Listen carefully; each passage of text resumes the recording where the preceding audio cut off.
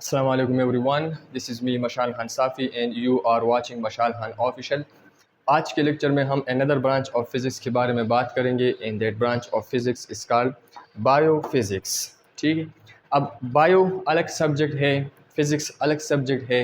इसी तरह दो सब्जेक्ट को यानी ये साइंस की अलग अलग फील्ड है। ठीक है, एक में हम लिविंग थिंग्स के बारे में स्टडी करते हैं, एक में हम नॉन लिविंग थिंग्स के बारे में स्टडी करते हैं। ठीक है, तो इसी तरह जब दो सब्जेक्ट मिल जाए आपस में, ठीक है, और इसको हम साथ में इसकी रिलेशन को हम साथ में देख ले, तो ऐसे ब्रांचेस ऑफ फिज़िक्स को हम इंटरडिसिप्लिनरी साइंस कहते हैं। यानी बायोफिज़िक्स ये इंटरडिसिप्लिनरी साइंस है, एस्ट्रोफिज़िक्स इंटरडिसिप्लिनरी साइंस है, जियोफिज़िक्स इंटरडिसिप्लिनरी साइंस है, बायोफिज़िक्स इंटरडिसिप्लिनरी साइंस है। इसी तरह हमारे पास मेडिकल साइंस या मेडिकल फिज़िक्स, इसको हम कहते हैं इंटरडिसिप्लिनरी साइंस। ठीक है, तो साइंस का यानी फ़िज़िक्स का साइंस की अदर फील्ड के साथ जो रिलेशन है, जो ताल्लुक़ है, उसको हम इंटरडिसिप्लिनरी साइंस कहते हैं। ठीक है, तो बायोफिज़िक्स ये हमारे पास क्या है, ये इंटरडिसिप्लिनरी साइंस है। पहले हम इसको डिफ़ाइन करते हैं कि बायो में हम किस चीज़ के बारे में स्टडी करते हैं और फिज़िक्स में हम किस चीज़ के बारे में स्टडी करते हैं, और फिर इसकी रिलेशन देखते हैं कि किस तरह फ़िज़िक्स जो है ये हेल्प करता है, मदद करता है किस चीज़ में, बायोलॉजिकल फ़ेनोमेना को अंडरस्टैंड करने में। ठीक है, तो सबसे पहले अगर हम बायो की बात करें तो बायो मीन यानी बायो ये एक ग्रीक वर्ड्स है, बायो मीन यानी लाइफ। तो अगर हम इसको डिफ़ाइन कर ले तो the scientific study of life end of living things, यानी लिविंग थिंग्स की साइंटिफिक स्टडी करना, इसको हम बायो कहते हैं। क्या कहते हैं? बायो। तो बायो में हम किस चीज़ के बारे में स्टडी करते हैं? लिविंग थिंग्स के बारे में स्टडी करना है। और अगर हम फिज़िक्स की बात करें तो फिज़िक्स में हम स्टडी करते हैं अबाउट नेचर के बारे में। फिर नेचर बना है दो चीज़ों से, मैटर एंड एनर्जी। तो इन दोनों के बारे में स्टडी करना, इसको हम क्या कहते हैं? इसको हम फिज़िक्स कहते हैं। यहाँ पर हमने नेचर की बात की, तो नेचर में सारी चीज़ें आती है, चाहे वो लिविंग थिंग हो चाहे वो नॉन लिविंग थिंग्स हो। इसी तरह अगर हम नेचर में देख ले लिविंग थिंग्स को, ठीक है, तो जितनी भी लिविंग थिंग्स है वो हम अलग ब्रांच ऑफ साइंस में स्टडी करते हैं। In that branch of science is called biology, जिसको हम क्या कहते हैं? बायोलॉजी कहते हैं। ठीक है, तो हमने कहा कि जो लिविंग थिंग्स है it is made of cells. ये किस चीज़ से बने होते हैं? सेल से बने होते हैं। अब सवाल ये है कि ये किस तरह हमें पता चला कि ये सेल से बना होता है? ये सेल का कंसेप्ट कहाँ से आया?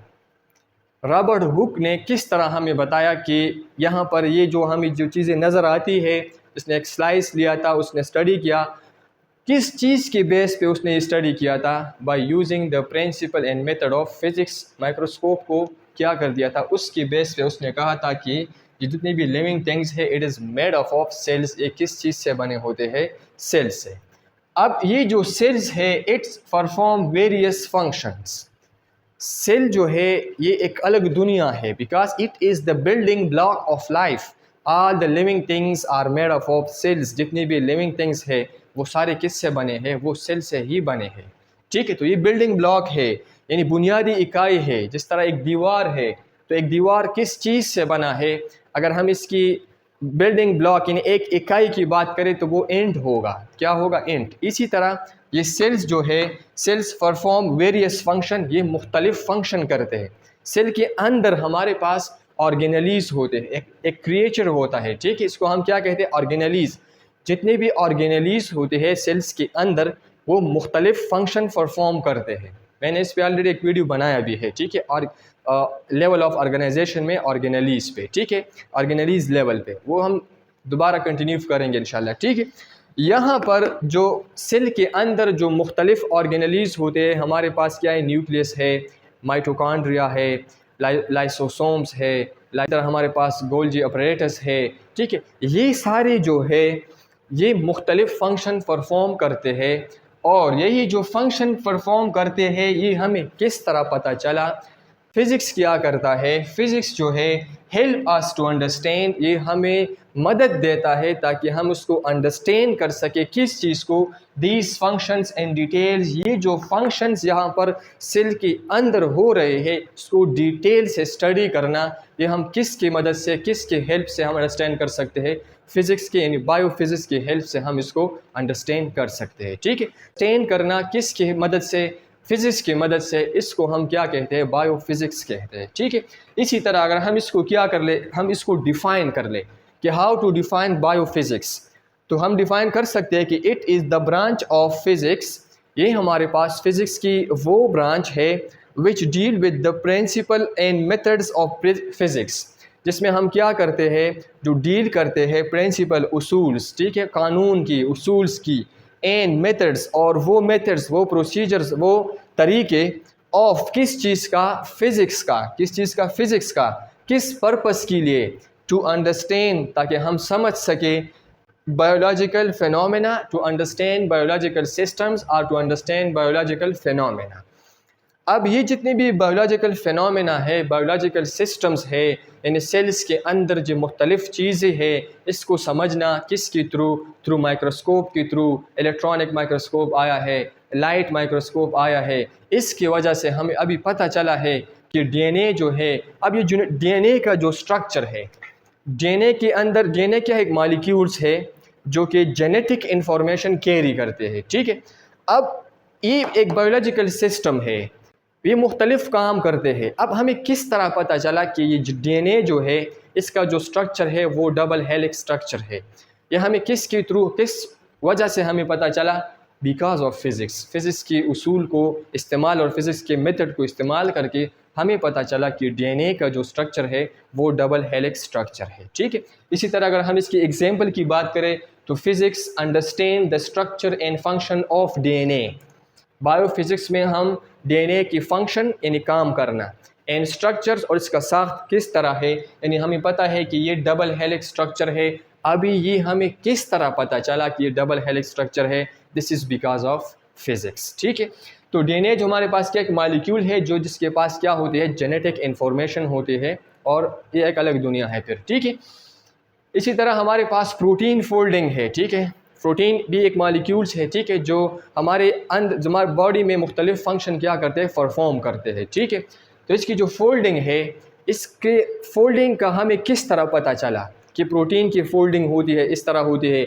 अगर इसकी फोल्डिंग सही तरीके से ना हो जाए तो इससे मुख्तलिफ़ किस्म की डिजीज़, बीमारी पैदा होती है, ये भी हमें फ़िज़िक्स की वजह से पता चला। ठीक है, इस तरह physics help us to understand how neurons in our brains communicate, किस तरह न्यूरॉन्स जो है, वो न्यूरॉन्स जो कि हमारे पास इलेक्ट्रोमैग्नेटिक सिग्नल्स जो है वो क्रिएट करते हैं। ठीक है, जो सिग्नल जो है, इलेक्ट्रोमैग्नेटिक सिग्नल्स जो है वो क्या करते हैं, एक जगह से दूसरी जगह तक क्या करते हैं, ट्रांसमिट करते हैं। तो किस तरह brain to communicate with each others, ये किस तरह एक दूसरे से कम्युनिकेट करते हैं, ये हमें किसकी थ्रू, किसकी प्रिंसिपल और किस मेथड से पता चला, बिकॉज ऑफ फिज़िक्स की वजह से। ठीक है, इसी तरह हमारे पास एमआरआई है। अगर हम इमेजिंग की बात करें, ठीक है, इमेजिंग की, तो हमारे पास एमआरआई है, सीटी स्कैन है, एक्सरेस है, ये सारी क्या है, इमेजिंग टेक्नोलॉजी है जो क्या करते हैं, this technology use principle of physics, ये सारे टेक्नोलॉजी किस उसूल और किस टेक्नोलॉजी की बेस पे बने हैं, फ़िज़िक्स की उसूल और फिज़िक्स की टेक्नोलॉजी फ़िज़िक्स की उसूल पे बने हैं, और ये क्या करते हैं, टू क्रिएट डिटेल इमेज, जो कि डिटेल इमेज को क्या करते हैं, क्रिएट करते हैं। ठीक है, इनसाइड आवर बॉडीज़, किस चीज़ की, हमारे बॉडी की इनसाइड की एक डिटेल वीडियो हमें क्या करते हैं, प्रोवाइड करते हैं। कैमरा है जिससे हम एंडोस्कोपी, हम जो एंडोस्कोपी करते हैं, कैमरा लगाते हैं, लाइट लगाते हैं, क्या है, फिज़िक्स है। ठीक है, जिससे हम इनसाइड द बॉडी को क्या कर सकते हैं, अभी स्टडी कर सकते हैं। That help doctor to diagnose and treat disease, और ये डॉक्टर को क्या करते हैं, हेल्प करते हैं ताकि वो डायग्नोस कर सके, ट्रीट कर सके किस चीज़ को, डिजीज़ को। तो ये है हमारे पास क्या, बायोफिज़िक्स। ठीक है, यानी फ़िज़िक्स की उसूल को कुछ करके हम क्या करते हैं, हम बायोलॉजिकल सिस्टम को या बायोलॉजिकल फिनोमेना को अंडरस्टैंड कर सकते हैं। ठीक है, इसी तरह हमारे पास अगर हम सिमिलरिटीज़ की बात करें, अगर हम लिम्स की बात करें, लिम्स हमारे पास जो आर्म्स है, ठीक है, शोल्डर्स और ये सारे आर्म्स और लेग है। ठीक है, तो ये इसको इन दोनों को कंबाइन करके हम क्या कहते हैं, लिम्स कहते हैं, अपर लिम्स, लोअर लिम्स, ठीक है। और एक है फिज़िक्स की एक फिनोमेना है, एक प्रिंसिपल है जिसको हम कहते हैं लेवर। लेवर है LEVER, लेवर, और LIVER इसको हम कहते हैं जगर। तो ये वाला नहीं, ठीक है, ये वाला लेवर एक प्रिंसिपल है, ठीक है। लेवर मतलब ये अपने अपने हाथ के इस मूवमेंट को देख लो, ठीक है, ये जो काम कर रहा है। तो एक बायोलॉजिकल फिनोमेना है जो देखिए इस तरह है, ठीक है। और ये फिजिक्स की किस उसूल के साथ सिमिलरिटीज़ है, इसका लेवर के साथ है। किसके साथ है, लेवर, ठीक है। तो ये सारी चीज़ें हम कहाँ पर पढ़ते हैं, ये बायोफिज़िक्स में पढ़ते हैं। तो हम आपको ये समझ में आया होगा कि बायोफिज़िक्स में हम स्टडी करते हैं बायोलॉजिकल प्रिंसिपल, फिज़िक्स के प्रिंसिपल को इस्तेमाल करके बायोलॉजिकल फिनोमेना को अंडरस्टैंड करना, ठीक है। होप आपको ये समझ में आया होगा। If you have any question you can ask in the comment section. Thank you very much for listening.